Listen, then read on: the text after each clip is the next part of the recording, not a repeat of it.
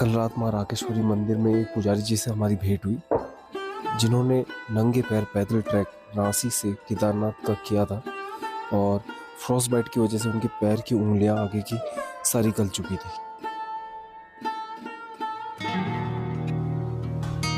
हर हर महादेव। आज यात्रा का दूसरा दिन है और हम पहुंच चुके हैं अकतौली धार।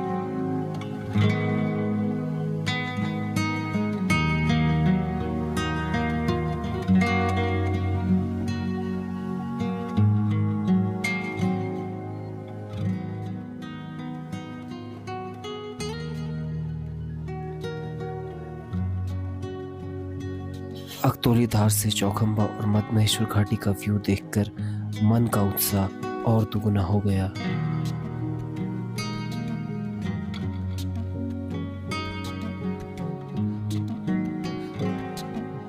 लोकल्स के सुझाव पे हमने अपनी बाइक रोड के निचली तरफ लगा दी ताकि पहाड़ से गिरते हुए पत्थरों से वह सुरक्षित रहे।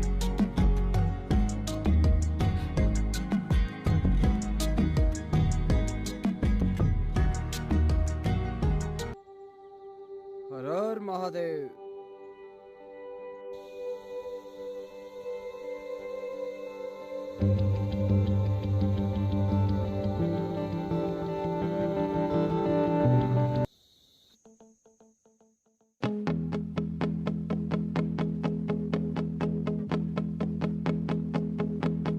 अकतौली धार से नीचे फॉरेस्ट की जो ट्रेल है वो बहुत खूबसूरत है और उसमें आपको कई झरने भी देखने को मिलेंगे और साथ में पानी के भी बहुत सारे स्रोत हैं।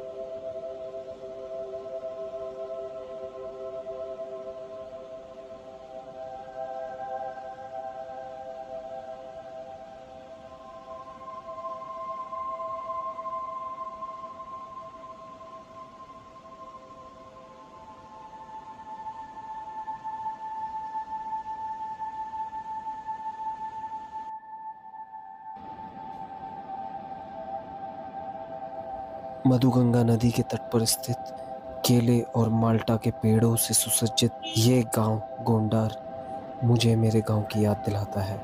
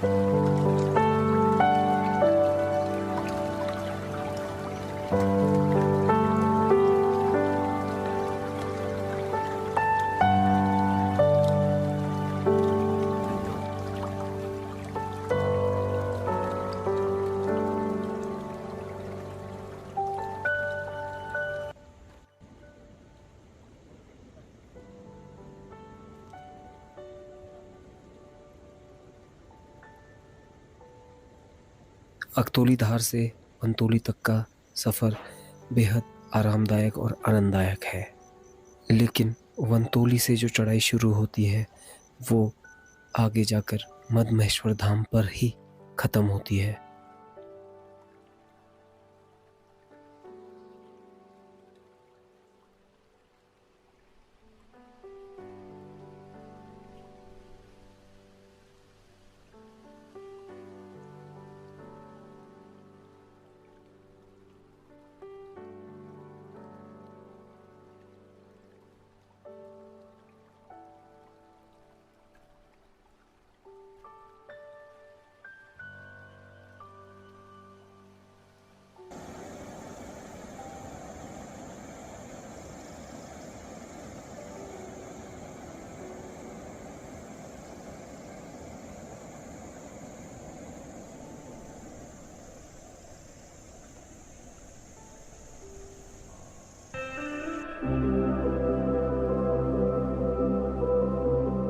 मेरे अभी तक के ट्रैकिंग एक्सपीरियंस में जो चीज़ें मुझे बहुत ज़रूरी लगती हैं हर ट्रैक पे, वो है एक पानी की बॉटल, जिससे आपकी बॉडी डिहाइड्रेट ना हो और आप समय समय पर पानी पीते रहें।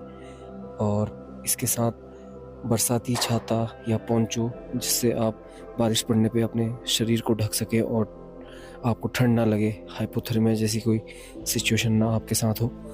और तीसरा, हेड टॉर्च, के अगर आपको कहीं पर आप फंस गए हैं और अगर आपको रात में ट्रैवल करना पड़े, जो कि आपको पूरी तरह से अवॉइड ही करना चाहिए, बट कोई सिचुएशन ऐसी होती है जहां आप नहीं कर पाते, आपको रात में भी चलना पड़ता है, तो उस समय आपको एक हेड टॉर्च या कोई भी एक टॉर्च अगर आपके पास हो तो उससे आपको काफ़ी मदद मिलती है।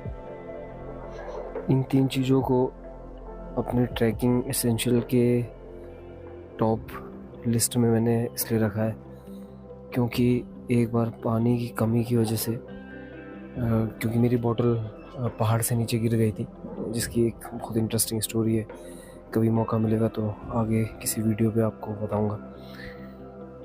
तो पूरे ग्लेशियर में फंसने की वजह से वहाँ एक छोटी सी स्ट्रीम बह रही थी जहाँ से मैं पानी भर सकता था, बट पानी की बोतल नहीं होने की वजह से मैं ऑफ रोड जाके 1 किलोमीटर नीचे से पानी पी के जैसे ही ऊपर पहुँचा, फिर से मुझे उतनी ही प्यास लगने लगी।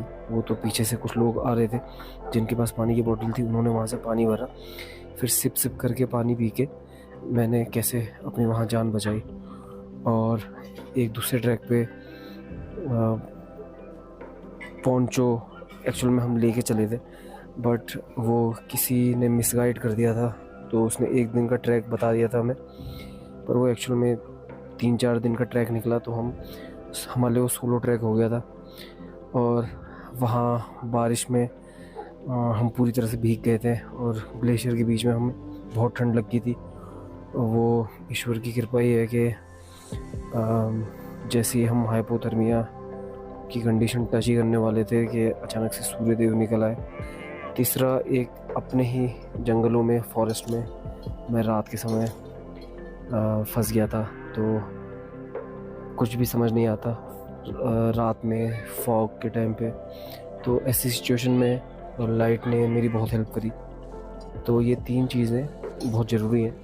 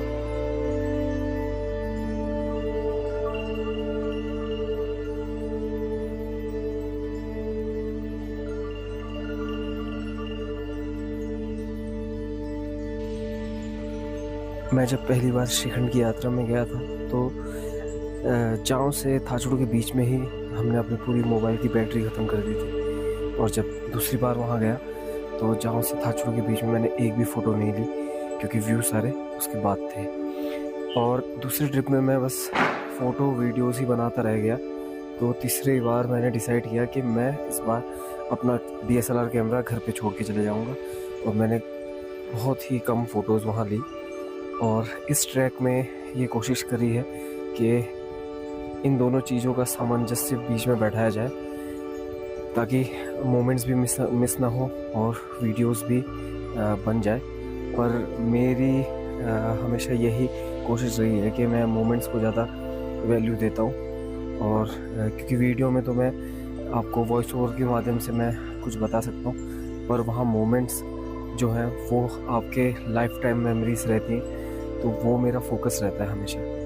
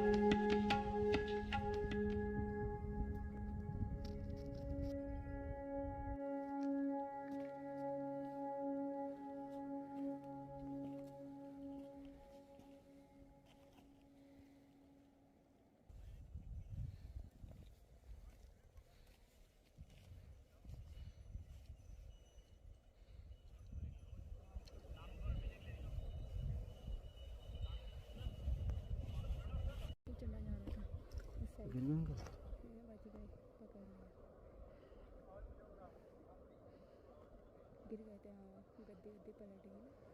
बहुत रिस्क रहता है ऐसे में। मैं तो वहाँ बैठी थी, घोड़े में डर लगता है।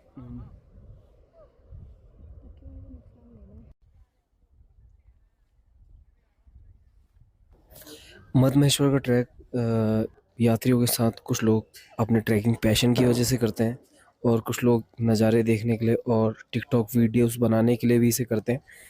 तो आपका जो भी अभिप्राय रहा हो, मेरा आपसे अनुरोध यही है कि यहाँ आके भोलेनाथ के घर पे आप कूड़ा मत फेंकिए प्लीज़।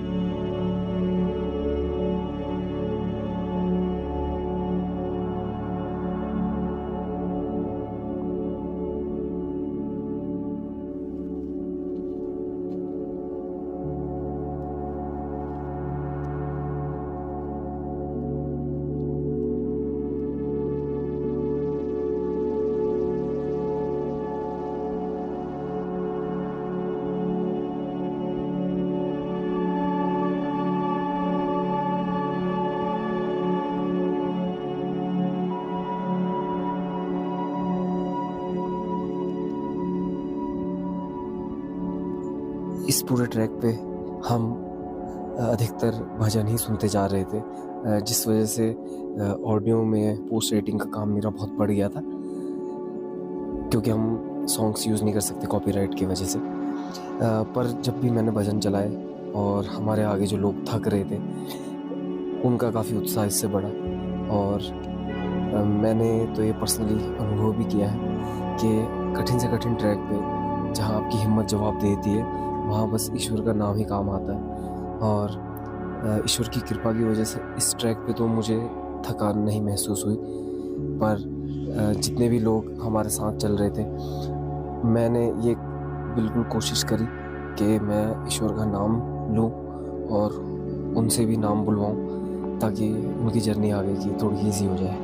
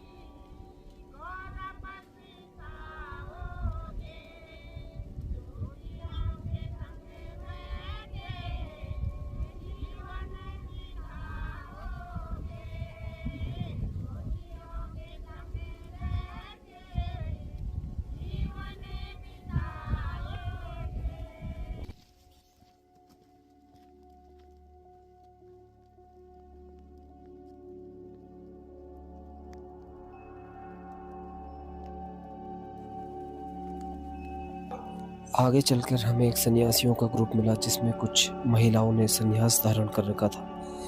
हिंदू धर्म में ब्रह्मचार्य, गृहस्थ, वानप्रस्थ के बाद जो चौथी स्टेज है वे संन्यास की मानी गई है, जिसमें आप मोह माया के बंधन से मुक्त होकर अपनी तलाश में या ईश्वर की तलाश में यात्राओं पे निकलते हैं। संन्यास लेना सबके बस की बात नहीं है, इसके लिए बहुत साहस की ज़रूरत होती है, और साथ में अपनों को छोड़ने का दुख, उससे कैसे बाहर निकलना है। बट मेरी माने तो ये एक लिबरेटिंग एक्सपीरियंस भी साथ में, ऐसा मुझे लगता है।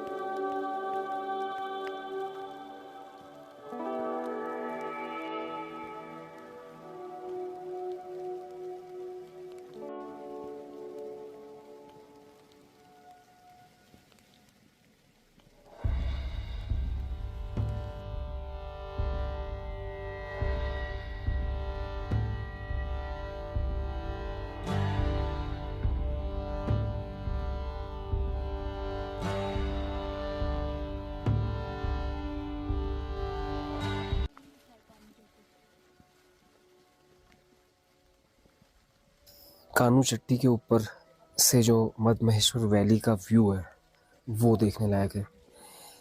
आप अगर जा रहे हैं मद्महेश्वर तो वहाँ ज़रूर टाइम स्पेंड कीजिए। रात होने की वजह से हम वहाँ ज़्यादा देर नहीं रुक पाए, पर वहाँ से शाम का जो व्यू है वैली का वो बहुत ज़बरदस्त है।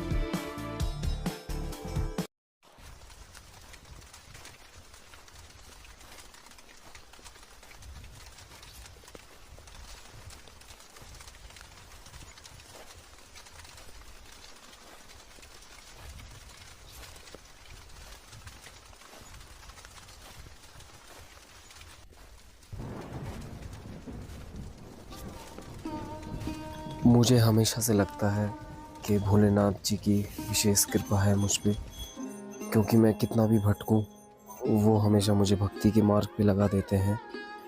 और हमारे स्वागत में बिछी हुई बर्फ़ की सफ़ेद चादर को देख के तो यही लगता है कि जितना व्याकुल मैं उनके दर्शन के लिए हूँ उतनी ही प्रसन्नता उन्हें भी हमें देख के हुई। पर कहीं ना कहीं मेरी भक्ति में कुछ ना कुछ तो कमी रह गई कि मैं आज उनके दर्शन नहीं कर पाया।